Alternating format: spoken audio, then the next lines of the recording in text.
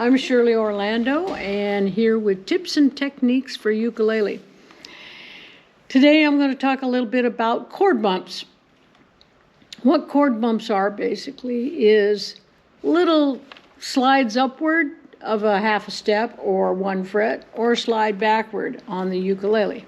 And what it does, it helps you make a real simple strum into a more professional sound. So I'm going to be very brief, and we're going to try to wrap this up in 10 minutes. Here we go.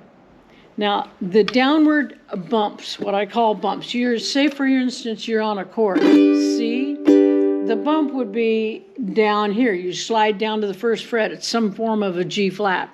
It doesn't matter that it's dissonant. When you play it by itself, it sounds terrible. But when you play it like that, it doesn't sound so bad. Say, for instance, if we were playing a blues in G, it would sound fairly simple if we just did this.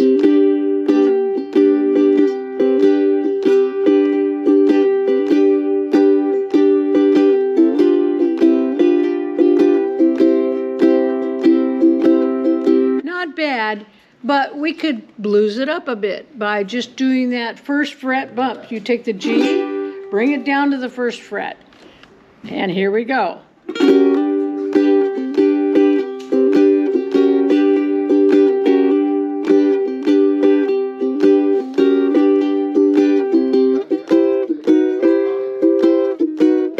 Now the second chord I'm playing is a C in the 2nd position. To play a C in the 2nd position, you take the B flat fingering, which is, there's a B, and on the 3rd fret it becomes a C. So then we're on the C now. Same thing, bump it back. G. Now a D7.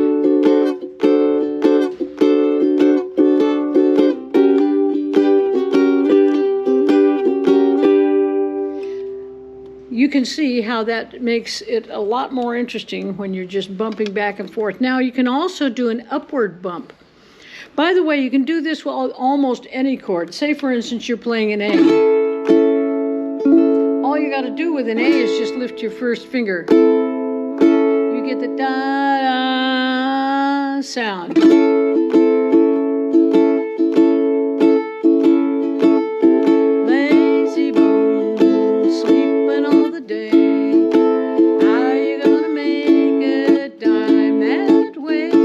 You see what we're doing here? Okay, now an upward bump. If we can move it up too. We can move a chord upward. It doesn't always work up and down in the same song. If you're doing a blues, you do a downward bump. In other words, you just take it back a half a step or 1 fret. The same fingering. Don't worry if you have some dissonance in there. Nobody's going to know it. Okay, for instance, an E7th. You're going to bump this one up. We're going to go 1, 2, 3, 4, up, back, A. We're going to start on an A. Now E7th, up, back, A. There's your A chord. I'm going to Kansas City, Kansas City, here I come. What I'm doing right there is I'm taking that A chord and laying my middle finger down on the D. Makes it a little more interesting. That's not exactly a chord bump. We're actually changing chords here. So we're going from an A to a D. Usually you play your D with a 1, 2, 3 fingering or a 2, 1, 3 fingering. But we're just going to lay the middle finger down or the 3rd finger down for that D. You see? Okay, with that in mind, you have to practice these bumps a little bit. Try them out with other songs and things like that. I told you it was going to be a brief tips and techniques. So This song is called Ukulele Blues in A, and I wrote this song, and I'm going to have this on the screen for you so you can see exactly what we're doing, and I will also put the chromatic bumps sheet in front of you so that you'll know what we're doing here.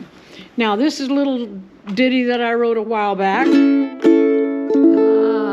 back in, I don't know what year, but anyway, it's typical 12-bar blues.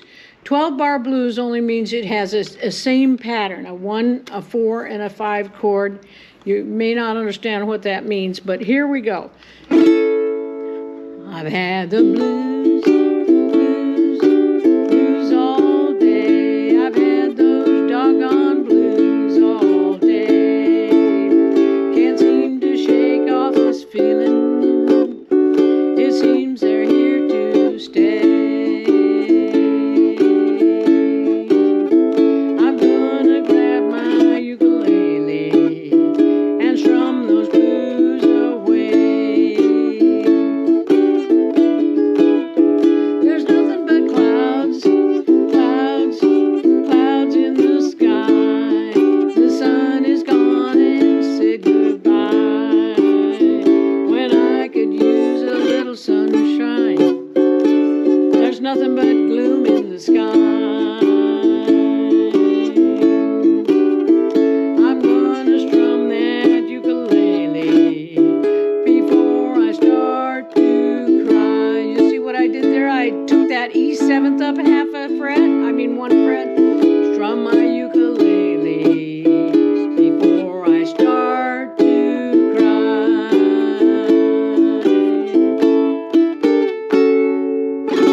There you have it, a 10-minute lesson on chord bumps. You can do it, as I said, you can do it almost on any key. There's an A. You can do it in the key of D. You see? So try it when you're playing a song next time, and you'll find it makes it a little bit more interesting. Thank you.